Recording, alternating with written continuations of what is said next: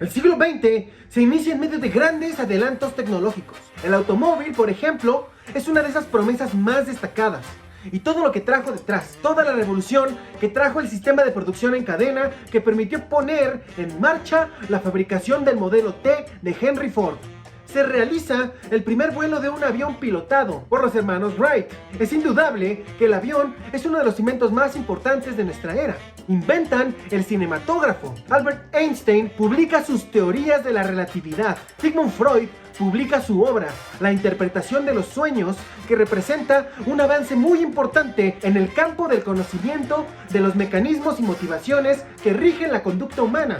El químico Leo Hendrik Berkland desarrolla un grupo de plásticos termoestables o resinas, dando paso al origen de los plásticos modernos. Nacen el existencialismo y la fenomenología. La humanidad, el universo, recibe el nuevo siglo lleno de esperanza, lleno de sonrisas y de sueños cumplidos. Todo lo que nuestros padres iniciaron en la Revolución Francesa, poco más de 100 años antes, al cortarle la cabeza a Luis XVI, al quitarle el poder político al orden eclesiástico, estaba dando sus frutos. Nuestros padres nos habían prometido que, emancipándonos a nosotros mismos, que al ir a la escuela, para hacernos sensibles a la materia, para aprender a dominarla, que al crear el conocimiento podíamos llegar al tan anhelado progreso, donde todos nuestros sueños y anhelos se iban a cumplir. Esa diosa razón vino a sustituir pues a Dios. Nos estaba dando aquí en la tierra todo aquello que Dios nos prometía en el cielo,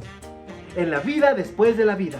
Y todo lo anterior no hubiera sido posible sin la apertura que tuvieron los multiversos al comercio internacional y a las mercancías.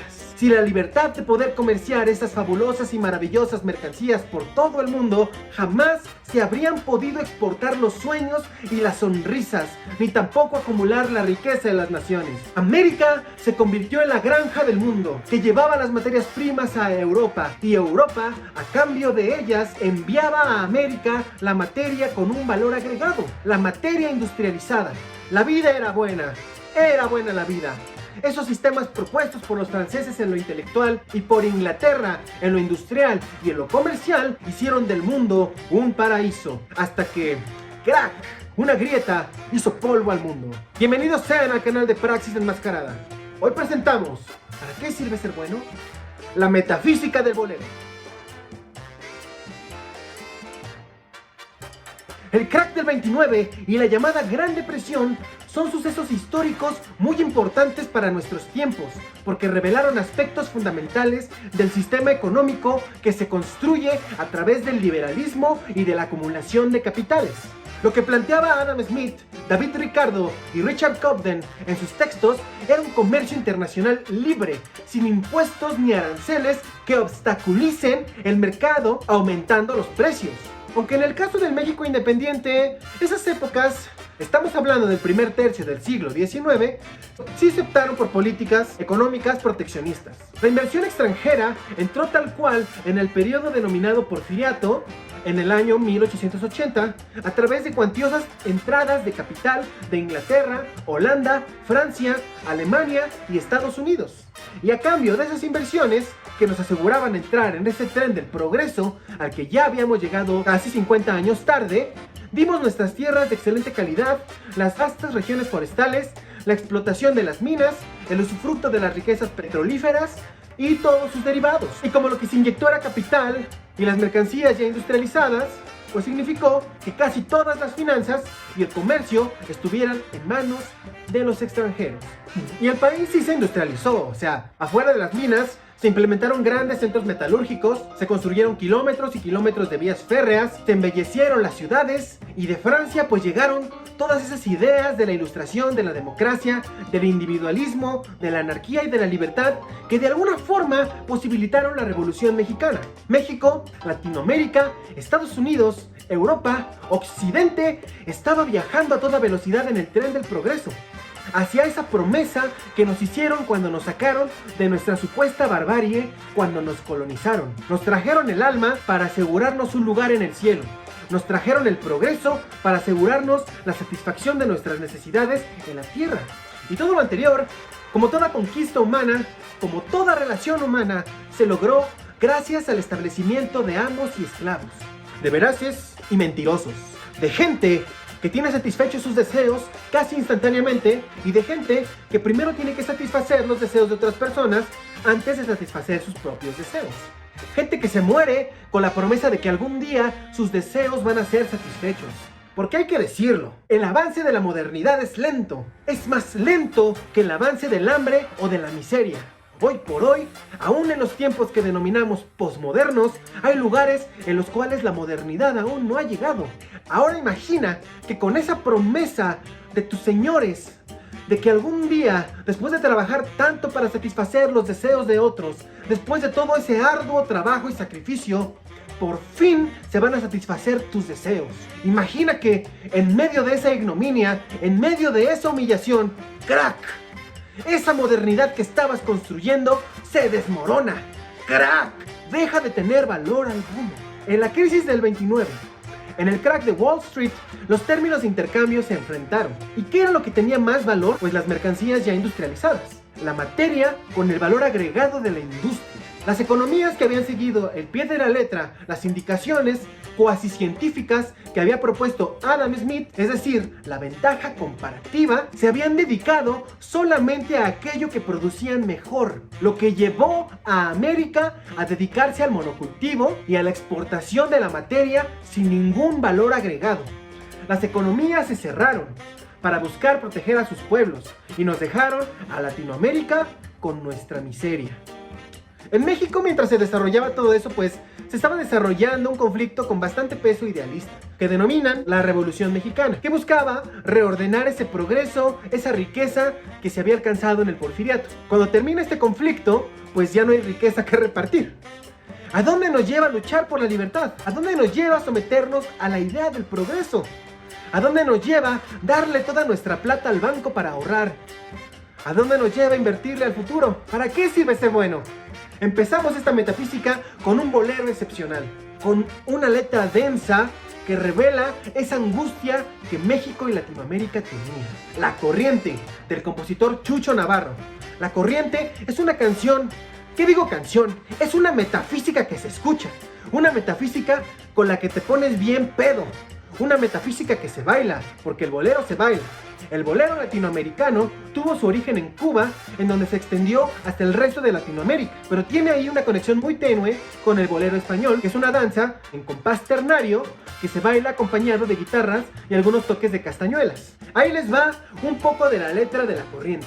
¿Para qué me sirve el alma si la tengo ya amargada? Si su vida idolatrada por traiciones la dejé. ¿Para qué me sirve el alma? Esa esencia que me vino a traer mi conquistador español. ¿De qué me sirve esa idea que me vino a traer cualquier líder que se la acepto a cambio de la promesa de un futuro mejor?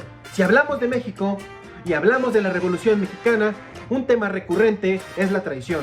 Y sin poner buenos y malos, sin establecer héroes ni villanos, sin juzgar históricamente, aquí ahora, hace 100 años, en este mundo que todos hemos construido a base de la acumulación de capital, si no hay dinero no hay ideas, si no hay dinero no hay civilización ni promesas, sin dinero no hay amor. En tu cara, Platón. Ahora vamos a ver la letra de otra canción muy famosa y representativa del género, del compositor Agustín Lara. Esa es la canción Imposible, porque si de algo hablan el contenido de las letras del bolero, es de amores imposibles e inútiles, que no sirven para nada. Ahí les va. Yo sé que es imposible que me quieras, que tu amor para mí fue pasajero, y que cambias tus besos por dinero, envenenando así mi corazón. Carlos Marx tuvo que estudiar toda su vida para decir que el dinero es la mercancía a la que remiten todas las mercancías, que el dinero reemplaza al amor. Las letras densas de los boleros revelan la angustia que nos deja estar desamparados de nuestras promesas. El paso del tiempo, la muerte, la ausencia de Dios son temas recurrentes y la canción Sombras Nada Más, compuesta por Francisco Lomuto y José María Contursi, es un ejemplo de ello. Ahí les va.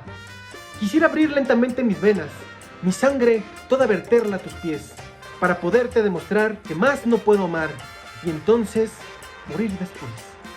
Y la letra de la canción sigue, Y sin embargo tus ojos azules, azul que tienen el cielo y el mar, siguen cerrados para mí, sin ver que estoy aquí, perdido en mi soledad. Las potencias industriales cerraron sus puertas y el acceso al tren del progreso, como ya vimos en la búsqueda de políticas proteccionistas para proteger a sus pueblos. Otra letra muy contundente es la del bolero Cenizas, escrita por Huelo Rivas, que dice así: y si pretendes remover las ruinas que tú mismo hiciste, solo cenizas hallarás de todo lo que fue mi amor.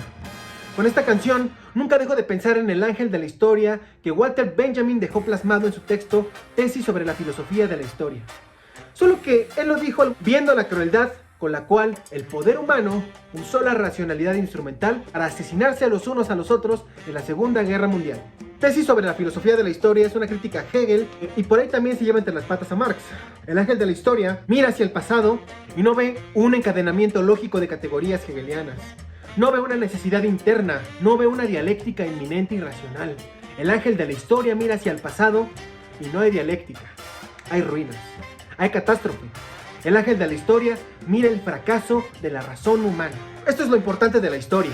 Aprender de ella para que no se repita, para que el crack del 29 no se repita. Mientras vivamos en un sistema de acumulación de capital, en donde el dinero es la mercancía a la que remiten todas las mercancías, pues siempre se va a estar repitiendo ese patrón de crecimiento económico y luego de depresión económica. Quizá lo que podemos aprender a no repetir es la miseria humana. Después de la crisis, lo que sacó de su miseria a la humanidad fueron políticas económicas propuestas por John Maynard Keynes, en donde pues promovía la intervención del Estado para regular los precios en el libre mercado. No hay duda de que el siglo XX nos dejó grandes aprendizajes como humanidad. Como dice la canción de Los Panchos titulada así: siglo XX, carrusel vertiginoso, en tu corriente nos dejamos arrastrar. Siglo XX, esplendor maravilloso que nos llevas presuroso en tu rápido final. Siglo XX, manantial de tentaciones, en donde triunfa la maldad y la traición. Siglo XX, destructor de corazones, porque te llevas tan aprisa mi ilusión. ¿A poco con esta metafísica no entendieron mejor la esencia del siglo XX?